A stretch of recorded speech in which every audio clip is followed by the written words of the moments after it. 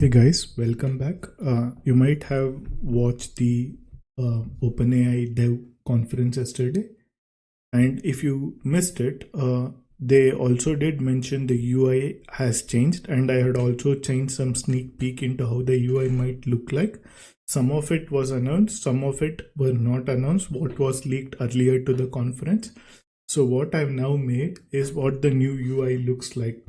So once you click on this, basically I already did that the first time you refresh it, you click on this. So you would basically get something like this here, which basically gives you the information about what changed. And if you click on get started, it would walk you through each one of the process.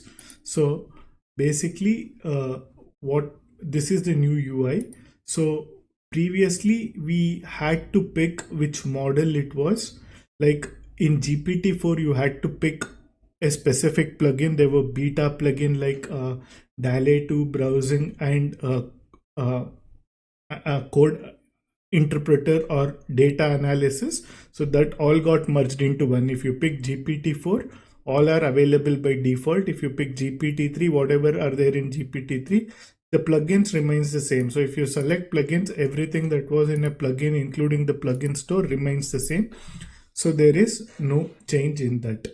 And if you and apart from this, the next one is about the custom GPTs. So yesterday there was a mention similar to App Store. You can create your own GPT with your own data set or with your own instructions. And if other people uses your GPT, you get paid for it. And what was mentioned was yesterday, however, there is no clarity on the monetization model. So in Apple, you know what Apple takes for the apps you publish, or the payment that happens through the App Store, what percentage of it Apple takes.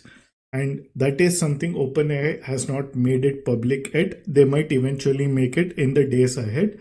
But the idea here is if you create some GPT and it becomes insanely popular, a lot of people use it, then OpenAI would pay you X or Y or some amount which they decide or which they announce eventually in days to come.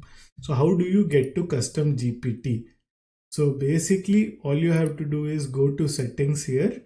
In settings,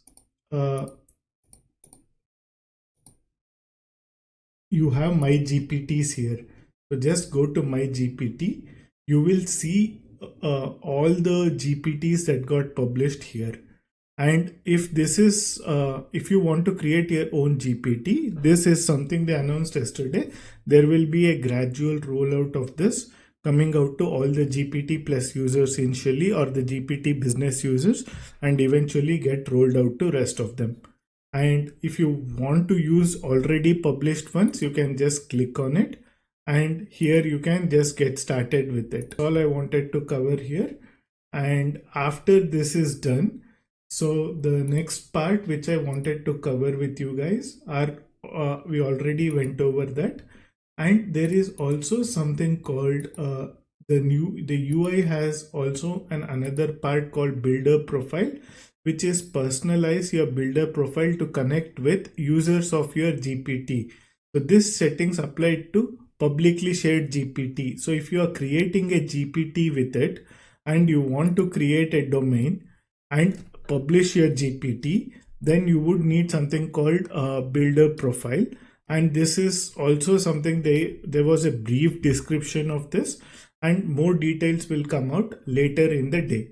So these are some new UI features which ChatGPT has, and rest of it remains the same. So if you go to settings, you can your data controls remains the same. If you want to export data, you can do it. If you want to disable chat history, you can do it. Right? So you can do all of that. That's totally up to you.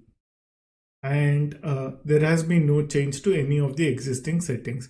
So this is the new UI what we have. And also to get to my custom GPTs, you can click on explore. So explore will anyway take you through the custom GPT. This is the shortcut to get to custom GPT. So I hope this helps. Thank you for joining.